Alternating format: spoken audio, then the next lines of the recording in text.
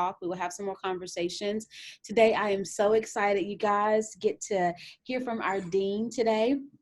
And I'll tell you, she's going to kill me because I'm going to read this bio and she's going to say, why did you read that bio? But I think you guys need to understand the caliber of dean that we have. We have a phenomenal dean, and not all colleges have a dean with a resume and background like we do. So I am going to read this. She's going to kill me, but I don't care. I'm going to go rogue and do it. So I'm going to tell you about our dean. So Dr. Stowe has been Dean of the University of Arkansas for Medical Sciences College of Pharmacy since July 29th, 2019, so just over a year. Dr. Stowe was Dean of the Sullivan University College of Pharmacy and Health Science Center from July 1st, 2014 through June 20th, 2019.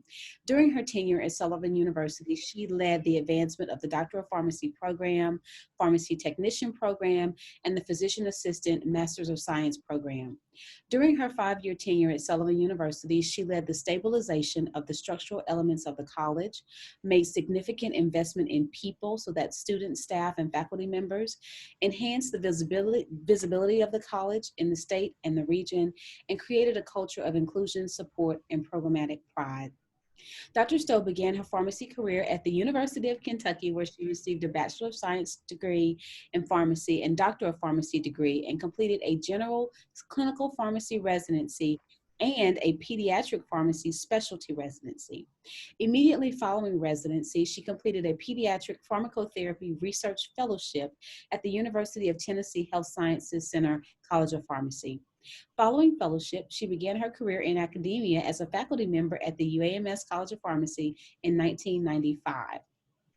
Dr. Stowe maintained a clinical practice site at Arkansas Children's Hospital from 1995 to 2005 and advanced through the academic ranks to hold the rank of professor with tenure, as well as a secondary academic appointment in the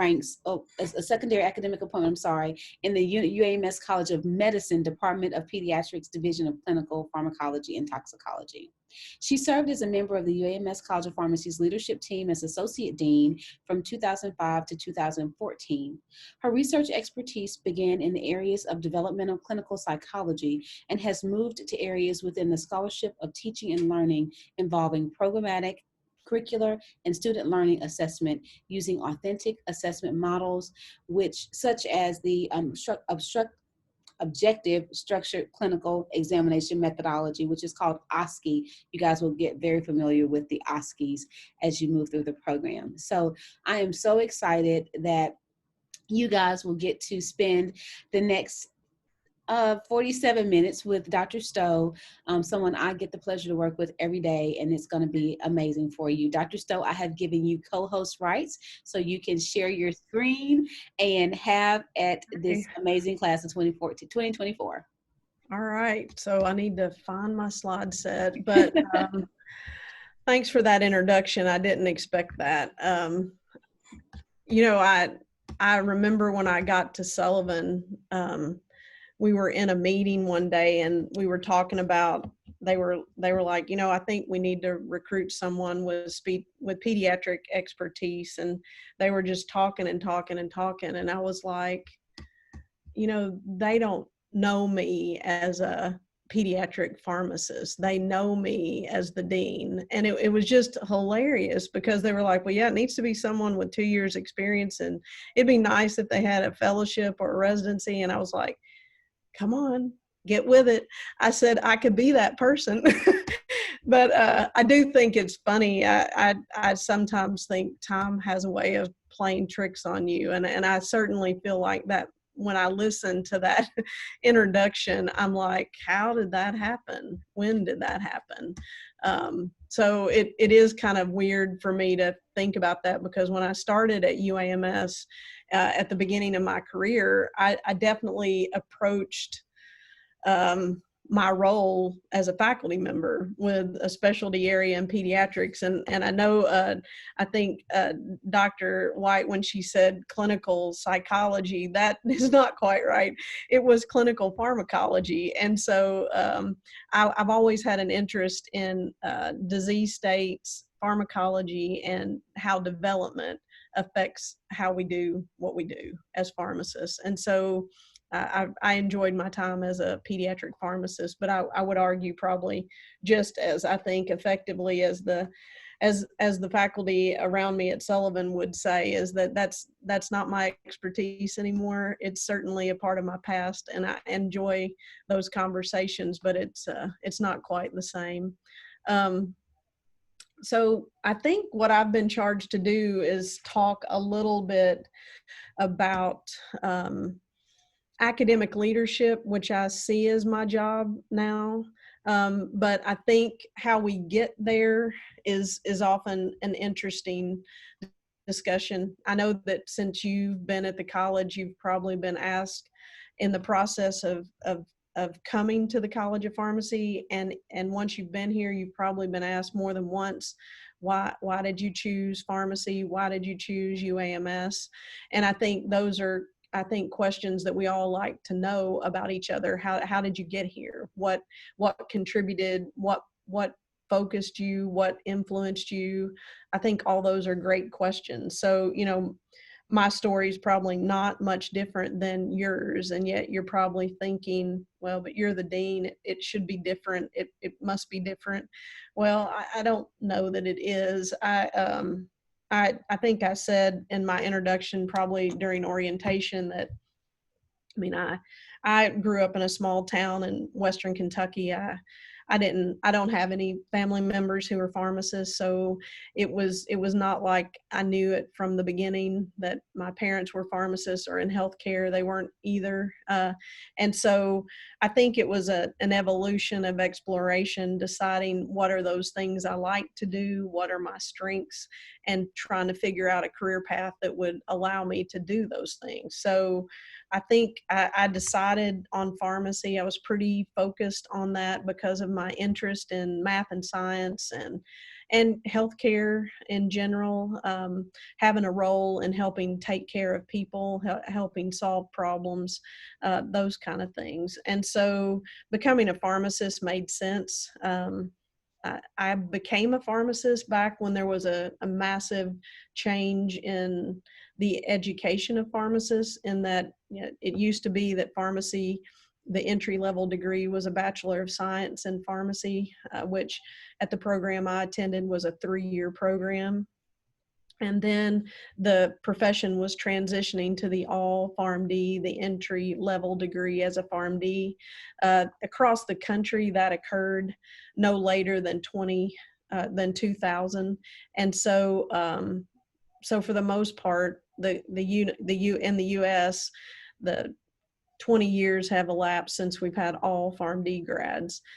In Arkansas, it started a little bit before that, in the early 1990s. I think the first class was 92 or 93. And so it's been almost 30 years in Arkansas that we've had all PharmD grads. So my BS class was a similar size to yours. It was about 105 students when I started. But my PharmD class only had 22 students. So it was a little different type of education with a class size of 22. But nonetheless, very similar in that regard. But I think as a kid, I always thought I loved teaching. And so when I got to pharmacy school and realized there was an opportunity for me to be able to teach and do pharmacy, I was like, oh wow, get to be on faculty. That would be an awesome opportunity. So I decided to do residencies and then do a fellowship, which, there are not that many fellowships out there these days, but the intent with a fellowship at that time was a focus on research. So the residencies are focused on clinical practice, and the fellowship was focused on research. And so I spent my time doing a lot of different research projects, clinical research projects, but probably the one I spent the most time on was phenytoin pharmacokinetics in patients with head injury. And so the pharmacokinetics of phenytoin they're pretty complex. They follow nonlinear kinetics, which you'll hear more about next year. But it's hard to predict dosing of that drug. And so I spent my time trying to enroll patients out of the ICU on a study that we put together and collect data and then write up the project. So my interest had a lot to do then with pharmacokinetics as I moved into my faculty position. So I helped develop a service at Children's focused on pharmacokinetics and dosing in complex patients on drugs that we monitor with a narrow therapeutic window. So drugs that have desired effects and undesired effects that fall very close to each other and require oftentimes drug levels to help make good decisions. So I did that for about 10 years. I took students on rotation. I taught in therapeutics, the pediatric section. I coordinated a couple of different courses in the earlier part of the curriculum. I enjoyed all of that. And then I got the opportunity to move into the dean's office, sort of eased my way into it by, at the time, the Office of Continuing Education was based out of the college. And I took on that leadership role as a part-time activity in terms of just helping develop CE programs for practicing pharmacists. And that, I think, kind of led me to the opportunity to move into the dean's office. And so I was an associate dean in the dean's office for another 9 or 10 years, working on lots of different projects, helping, as Dr. White said, create and further develop our OSCE program. I don't know how you felt about those many interviews you did to get into pharmacy school, but those were developed at the time I was in that office as a way to better evaluate our incoming students and learn more about them using it's a very similar technique. It has basis in the same technique as the OSCE. So the MMI to the OSCE will hopefully be a smooth transition for you, but it's just an opportunity, to me, one of the best intermediate steps between the classroom, the laboratory, and the clinical practice. So it gives you an opportunity to demonstrate what you know how to do more in the OSCE around a clinical focus. And so, all the skills that we expect you as pharmacists to be able to do. So I've done all those things and then got the opportunity to be a dean. And I don't know, I think at the time it was just, I was looking for another challenge. I think one of the things I've always enjoyed about pharmacy is that I like a really good problem. I don't know if you guys have ever heard the terminology of kind and wicked in terms of describing problems, but I've read several books about these just different types of environments, and I think of wicked problems as problems based in real life that you have to find meaningful solutions for. So to me, those are wicked problems, and I love a good wicked problem. And I think that's what I always liked about research, is I wanted the research to be meaningful. I wanted it to have impact on patients and to make a difference. And so a good clinical problem was always of interest to me. I love just any good problem and how to solve it. And so I think there are plenty of good problems around us, as you probably recognize. But so I think that's what's driven me to make some of the decisions I've made. So my path has not been what I would say necessarily straight or not without its setbacks, but I think the journey has been based on common skill sets. So I think what that quote on this slide says to me about this path is that you can, I mean, it's to me that what lies within each of us, we just have to figure out how to untap it and use it. in a positive way. So that the best is within us, and figuring out how to get that out in the world is really important. And so when I think about how I did that or how I started developing that, I think in this course you're going to do some the strengths-based leadership. If you haven't already done that, I don't know if some of you have. I can't necessarily see you guys, but if in the chat, if people have done that, just let me know. I love knowing your strengths and what those mean to you. So I guess I started out with this book about, I don't know, about 15 or 20 years ago, and did my strengths. And I I didn't find the outcome that surprising, but certainly my number one strength is learner, which is really how I navigate the world in terms of it falls within the domain of strategic thinking, but it certainly is the way I kind of interact with the exec team, the way I take in information and try to make decisions. So I'm constantly trying to learn something new and figure out how to apply it, but then moving on to the next issue. And so I think it fits my desire to try to problem solve a lot of different issues. Over the years, I think as being an associate dean and then a dean for a while, I started, I think like any strength, you use different muscles. And so I, my strengths have changed, and now more of my strengths are in the relationship building and influencing, which is a whole lot of what I do every day is a lot of building relationships strategically and representing the college, which I think is, when you think about the role of a college or school of pharmacy and the profession of pharmacy is that supply demand curve. We are the supplier of the workforce.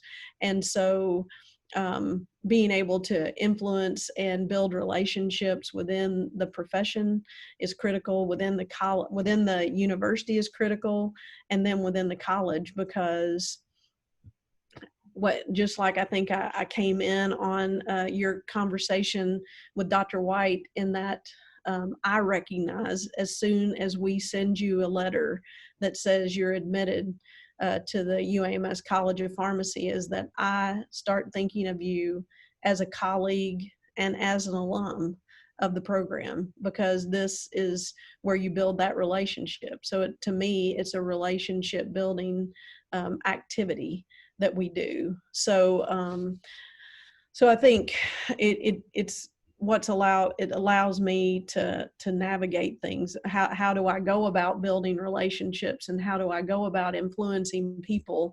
I think come through these strengths. So the top 5 strengths on the right hand side of the slide are probably more reflective of what I do now. And so individualization and relator are both within the domain of relationship building. And to me, it says that if you see me at under normal circumstances, if the APA regional meetings that maybe some of you have attended or are planning to attend one Thursday evening, normally those are face-to-face. And usually for the one in Little Rock, we host an alumni happy hour beforehand. So if you attend that, let's hope we all get to do that next year. What you would notice probably about me is that, or if you were with me from the beginning of my evening, is that I probably know who's attending the event. And there are probably a handful of people that I absolutely feel like I need to touch base with, that I need to talk to in that course of that evening. And then so for me as a relator strength, I don't take I don't get a lot of energy from going to a large event where, although I probably know most of the people in the room, I don't have a strong individual relationship with them. And so it's a lot of work for me, and it's mentally exhausting. And so I think I think so for me, when I have to have a plan going into that event, I have to know who I need to talk to and I want to spend time with them. But if I'm left to my own accord, I'm going to try to find people I already know and have a strong individual relationship with and spend time with them. And so, the challenge sometimes for me as dean is that that's not really why I'm at the event. I'm at the event to meet certain people, to help advance the college, to help advance the students, to help advance the faculty. And so I have to have a plan going into that. I think having individualization and relator works great when I get the opportunity just to meet with people one-on-one. I think those type of activities I enjoy and give me a lot of energy in doing. And then the last two on my strengths list are maximizer and self-assurance. And I think to me, it says I want to make everything, when it comes to maximizer, I want to work with people to maximize their impact and their influence. And I want to help do that. And remove barriers. I've always said that being dean, when it comes to my role with the faculty, is to remove barriers. That my job is to help clear a path for some of the most talented and intelligent people I've ever been around. And so that maximizer strength pays off in that regard. Self-assurance makes me laugh because um, I guess, to use a sports analogy, I'm an incredibly dedicated University of Kentucky fan, which we'll be respectful of how strong of the fan base here in Arkansas is as competitive as the Razorbacks are. I feel the same way about the Wildcats. And to use a sports analogy, for me, this self-assurance is if I were to say I was a coach, I would be a player's coach. And what I mean by that is that give me any team, and what I want to do is figure out their strengths and how can I bring them together to be more successful, and how do I help make them better. And so I'm confident that no matter what happens, we're going to get through this. It's going to work out, and it may be different. The journey may be different than we thought it would be, but it's going to be nonetheless, I think, rewarding when we get to the end. So I think the self-assurance has been really important the last 7 months, because I don't think any of us envisioned a pandemic hitting in mid-March. It's just been really amazing, in my opinion, to watch how people have responded, and many of the just unbelievable things that have happened because of COVID in a positive way. I know it's challenging on a day-to-day basis. Just life is challenging, and caring about our families and our friends are difficult. But I see so many really amazing things that have happened in terms of transforming the practice of pharmacy, and things that I think we're going to benefit from for many years to come. And I think the same thing will be true of our educational models and the opportunity to transform the curriculum in a more meaningful way than I think we would have beforehand. Let's see. Let me look at the chat for a minute. So anybody, I see someone says, Jenny says woo. I mean, in terms of, is that woo as in you're a woo based on your top strengths, or is that a cut from, No, it is my strengths. So my other ones, well, I knew I was going to be a woo, I think. Yes. Also, it's probably what I struggle with most. So I, as an older student, have been training myself to work on my weaknesses for so long that now some of the things are my strengths. So it's really weird. And I don't love that woo is one of my top things, but it is. Well, you need to embrace your strengths. I mean, I do think, Jenny, I'm glad you said that, because that is what made this so meaningful to me. So I coordinated this course years ago when I was an associate dean, and I remember this book. I was like, this book has to be a part of this course because, well, not necessarily this book, but even if you do Strength Finder 2.0, it's the same test. The Gallup organization and this group of authors have written several books within this strength-based philosophy. But the test to me is one of the best kind of assessments of how we interact in the world, and how we, I think, have forever focused, or at least as a kid. I mean, my parents, I love them to death and they're wonderful people, but I mean, it was always, what can we fix about you? Not, let's take your strength and let's make it go from good to great. So, I mean, that was what was so refreshing about this book, and how I've used it, I think, effectively over the years. So when, as an associate dean, I feel like those roles are more executing. And if you look at my top five, 3 of my top 5 are executing. So restorative, achiever, and arranger are all executing. And I can tell you that as an assistant or associate dean within a college of pharmacy, you're in charge of a lot of projects, a lot of initiatives, a lot of things that have this at the end of it, get it done. And so I think that that I was using those strengths, I was using those muscles, and they were fine tuned. And now I have to get things done through people. And I think when I think about leadership, oftentimes it is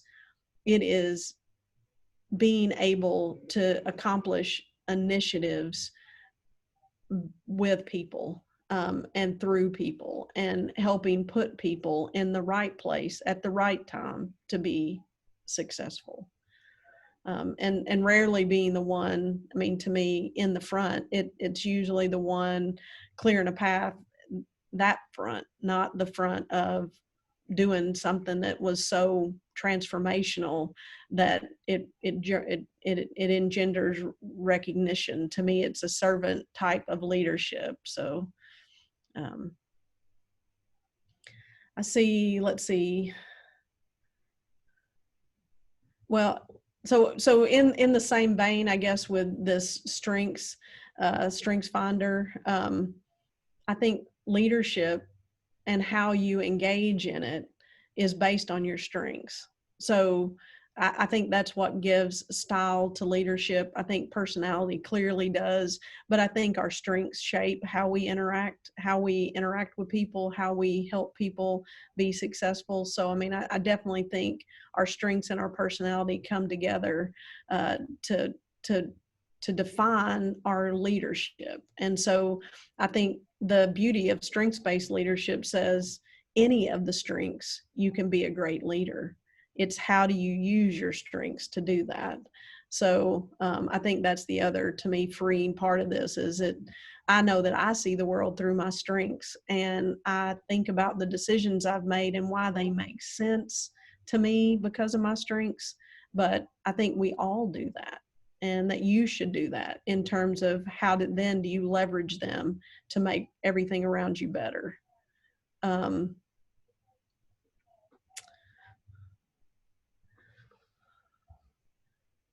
Someone call out there, Big Blue Nation. You're right. I am a real fan. I mean, I have season football tickets and season basketball tickets, so I keep the road hot between Lexington and Little Rock. Or at least I used to. We'll see what happens. I got my email last night about how the tickets will be handled this year, and I didn't have the time to even open it. So we'll do that this weekend.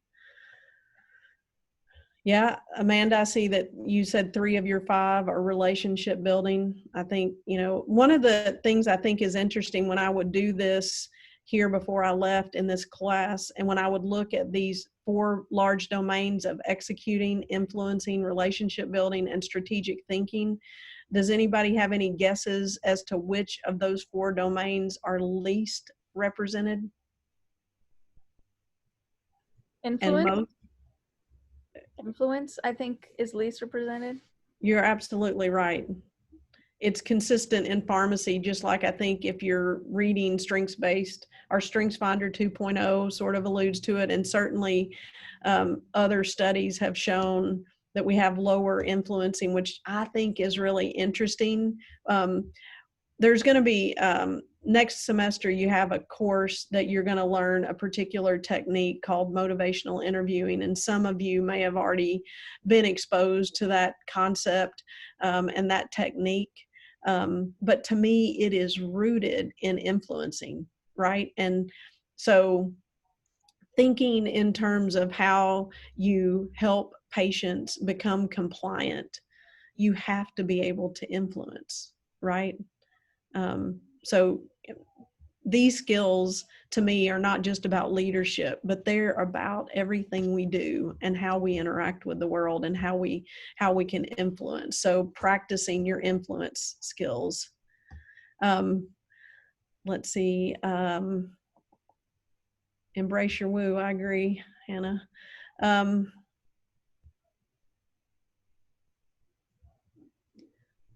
Yeah, I think to me, I found I can justify even my selection of pediatrics as the reason I picked that specialty, because again, I see the world as a learner, and to me with pediatrics, it's like every disease state in a changing developmental context. So I mean, from neonates, preterm babies, all the way through young adults and adolescents, that the body is constantly changing, and the expression of disease and the phenotypic and genotypic expression of that disease is going to be different, and it affects how you dose drugs. It affects how the drug behaves in the body, how it interacts at the receptor site.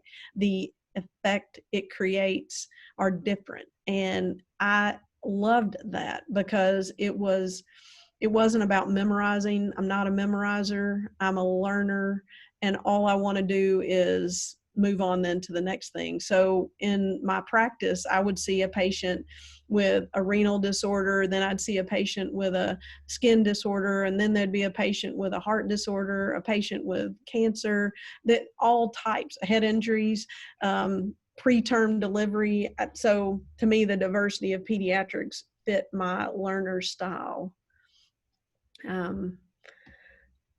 So the question about do our strengths change over time? I believe they can develop over time a group of strengths. So within the Strengths Finder, you'll see that there are 34 themes. Of those 34 themes, I believe that within your top 10 strengths, so the book's going to give you your top 5. You can pay extra money to get all your strengths ranked in 1 through 34. I believe that the strengths you have from the middle of your profile up can be developed. And so I think it explains why my 2 tests, I think there were about 12 to 15 years elapsed between those 2 sets, those 2 assessments. And I think it's a direct result of how my day-to-day job changed and how I interacted in the world, and the things I needed to develop or fine-tune that were within my top 20 or my top 10. So I know that so the 2 that have stayed in my top 5 are learner and relator. And you can see relator moved up on the list, and some of my executing, in fact, all my executing strengths slipped out, and all 2 of them slipped into the top 10, but between 5 and 10. And then 2 of the ones in my now top 5 were in between 5 and 10. So I do think you can see some change in your strengths over time based on how you're interacting in the world and what you have to do. I think it's unlikely that a strength that gets listed in your bottom 2 would ever be in your top again, at any point, because it probably is just not a talent that you have. so I'm gonna, maybe we'll move strengths a little bit, but I mean, I go back to that a lot. But so that top bullet there on this slide about leadership is within the educational outcomes for the profession of, for the colleges and schools of pharmacy, is this definition of leadership, or this outcome that all programs are supposed to strive for. So demonstrate responsibility for creating and achieving shared goals regardless of position. And this comes from the CAPE Educational Outcomes, was put forth in 2013, a revision of these. And to me, what it says is that no matter, so when it says position, there's also things in the literature, if you've read about leadership, that talk about big L leadership versus little L leadership. And I'm a real proponent of the fact that you don't have to have a title to be a leader. And to me, that's what this outcome statement says, is that it's about creating and achieving shared goals and moving an initiative forward, regardless of your position. So you may never have an official title, in my opinion, that is, I don't know, to me, like being a dean or an assistant or associate dean or a department chair or director. I mean, those are big L leadership, they're titles. But as a faculty member, I believe faculty members can be leaders. They're leaders in their community and their circle of influence. They're leaders on their interprofessional team. They can be leaders in the classroom, in terms of just by virtue of being a faculty member, but in terms of moving initiatives forward through the faculty, through our standing committees. So I think, and helping us accomplish our goals. So, I mean, I think it doesn't matter whether you have a title or not. You can certainly practice leadership and develop as a leader. These two quotes I've always loved, John Quincy Adams and Ken Blanchard. So Ken Blanchard is a pretty well-known researcher in business areas. And he, I think for a long time, was on faculty at Harvard. But to me, his quote clearly comes after John Quincy Adams. But to me, they say the same thing. And that is, it says to me the same. You're a leader, whether you have a title or not, if you can do these things, if you can influence the thinking, beliefs, development of another person, if you can, inspire people to dream more, learn more, do more, and become more, you're a leader. So, I mean, I think, the practice of leadership is not defined by a title. So don't, and I believe, based on our mission statement for the college, is we say that we're educating pharmacy leaders to address community health needs. And I totally believe that when you leave the college, you're going to be a leader in your community, whatever you define as your community, and in whatever roles you define. By virtue, to me, of your education to become a pharmacist, and you go to your community, you're going to be one of the most educated individuals in your community. And you're going to be, I think, by virtue of the role of a pharmacist, you're going to be recognizable in your community. So people will know who you are by virtue of you being the pharmacist, or in the community pharmacy, or in the hospital, or wherever you practice. You'll be recognized as a pharmacist. I remember thinking, after I graduated from pharmacy school, that it's, I think it's part of becoming a professional when you finally, I think, realize the responsibility of what that means. So, I mean, it means for me that you're a pharmacist no matter where you are and what you're doing. You go to bed a pharmacist, you wake up a pharmacist, you're a pharmacist. And so the public has a particular expectation of how you behave, how you interact, what that means. From a professional point of view. And so, I mean, I think the same thing is true of being dean. I think it took it up a notch or two for me, that it means that I'm recognizable whether I like it or not, and that I can't necessarily hide from it, and that I go to bed the dean of the UAMS College of Pharmacy, and I get up the dean of the UAMS College of Pharmacy, and every moment in between, I'm going to be judged as that, good or bad. So, I mean, I think it's that's part of to me, the becoming a professional, that you recognize that and what that means, and how you interact with the world.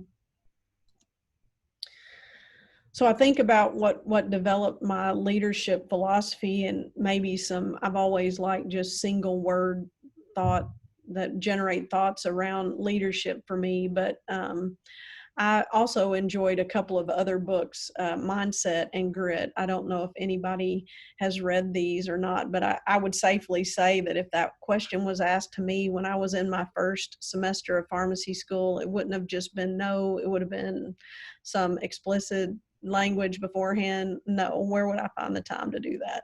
But I think as I've gotten older, I think my continuous commitment to learning has made this easier for me, but strategic in terms of picking out things that help me, I believe, do my job better. But so mindset to me is that philosophy around growth. A growth mindset means that you believe you can change, you believe you can develop. And then grit is a commitment to that. To me, it's passion and perseverance. And I've always thought, I'm passionate about what I get to do. I'm going to persevere. To me, the two together can make you unstoppable. And so I think the positive mindset that undergirds the philosophy of grit work great together. So I think both books are excellent. I see a question about if you bought it, I would say read them. The good thing I think about the book Mindset is it's divided up in chapters that you could just kind of jump around, read maybe, I think it's the first 1 or 2 chapters, and then pick and choose what you might want to do, because on the picture there it says parenting, business, school, and relationships. So you can kind of pick and choose how you want to go about it. Grit is not quite organized that way, but I think it's an easy read. It's quick. And I'll tell you the other secret I guess I use for reading a lot is that I listen. I do audible books or audio books through the library, and I listen when I'm doing other things. And I recognize that, life's not about multitasking, but I think it lets me digest it and then decide, is that a book I want to buy and actually spend more time reading it and digesting it, or is it just a superficial read, like something that I would read for fun, like fiction? So I've listed 4 C's of leadership for me. It's courageous, curiosity, caring, and change.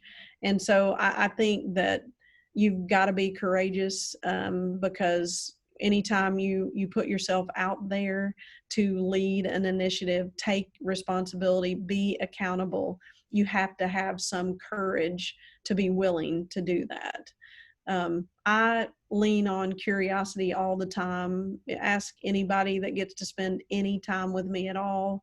They'll say that I ask too many questions, probably, that I'm insatiable about my curiosity, which I think comes from my learner part. But I think the other reason I ask a lot of questions is that as a leader, that to me is stuck with a big L title, and that is, the further up the leadership kind of path you go, the further from the where the rubber meets the road, you get further from that.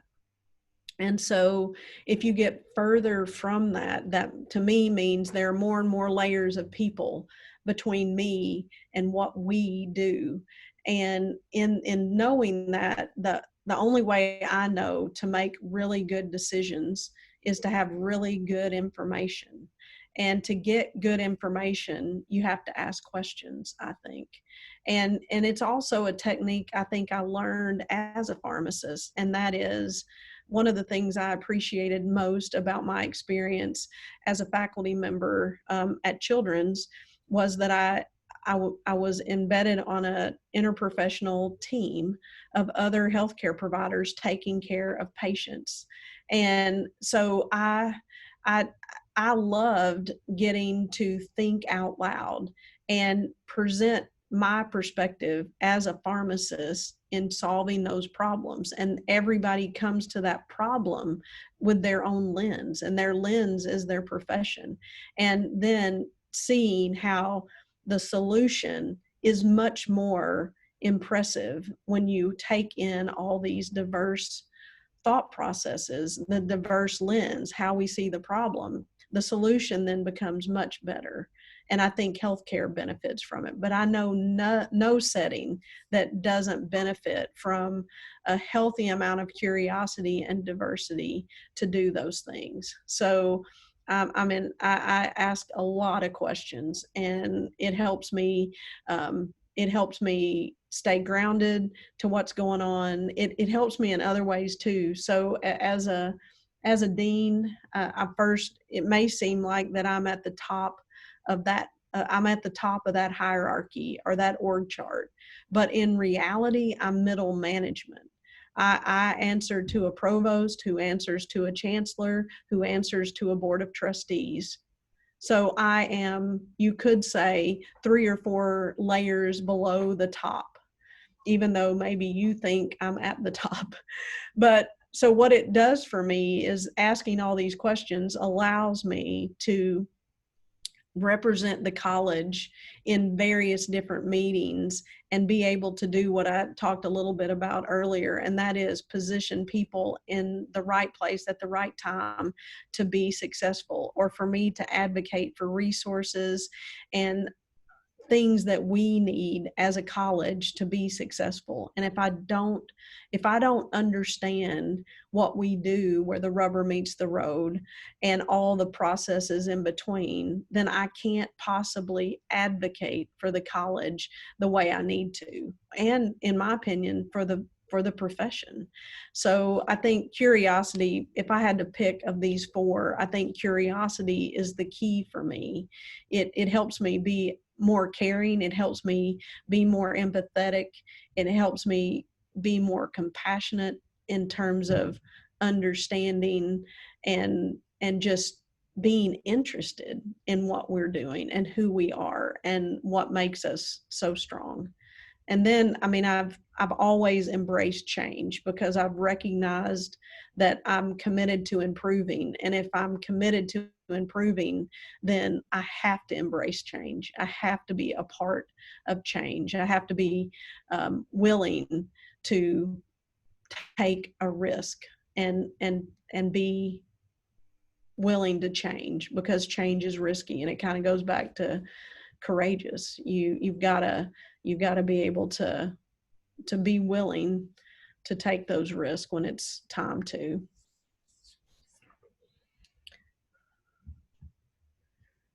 Is that more comments? Jenny? Yeah, I mean, these books, they're great. And then I've got one more book for you that maybe down the road at the end, my last slide, and I know I'm close to time and I want to be respectful of your break. So quickly, lessons learned. I mean, I think for me, it's about leading up, across, and down. I think leadership, regardless of, where you are in the hierarchy, that there's always ways to lead up. And what I mean by that is your job is to make the person above you look better, do more as well. So my job is to put the provost in the right places at the right time to be successful, because it will help make the College of Pharmacy successful. I've got to be willing to lead across. I need to be able to influence the dean of medicine, the dean of nursing, the dean of health professions. Those are my across people. Those are my cohort. And then I have to be able to lead down. I have to be able to help develop talent within the college, future pharmacists. I mean, you guys are the whole reason we're called a college and not a research institute or not a not-for-profit service entity. So, I mean, leadership has to span all those directions, and it's slightly different to me depending on where you're looking. And then communicate to connect, be transparent, have people understand your why. Ask for input. So this goes back to my curiosity, seek to improve, think out loud, seek clarity. I do that a lot. The teamwork, I think, comes across in my experience as a pharmacist on an interprofessional team at Children's. I think I'm ultimately optimistic. I believe that give me any good challenge, and I think I can find a strong solution. It might not look like you thought it would, but I think we'll get there.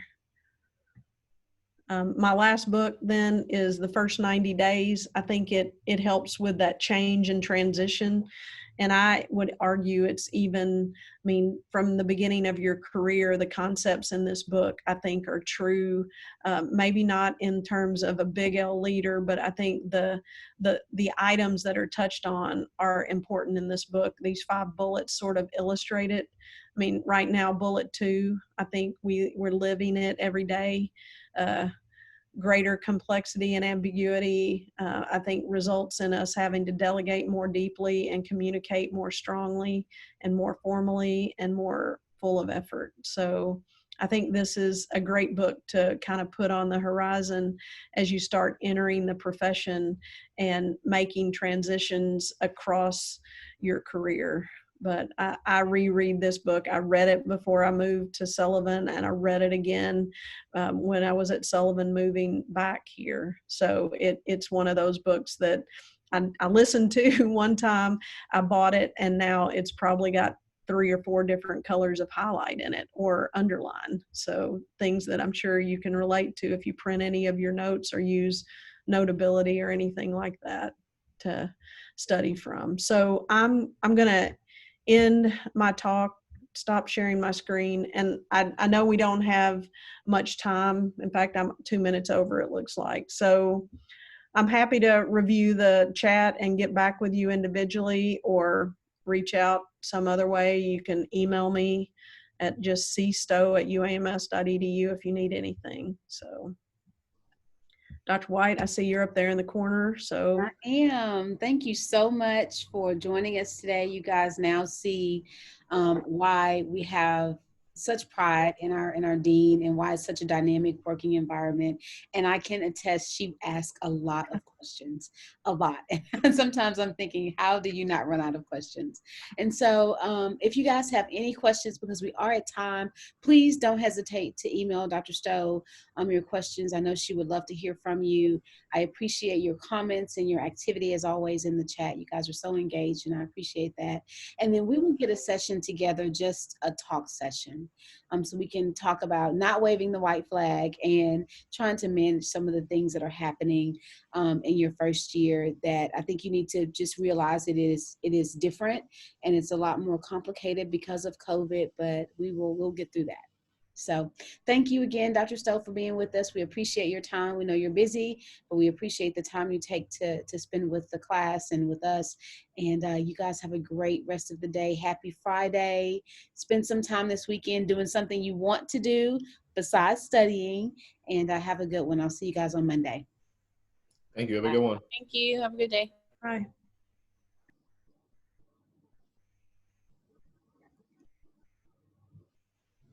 Shouldn't have any other comments. Yeah.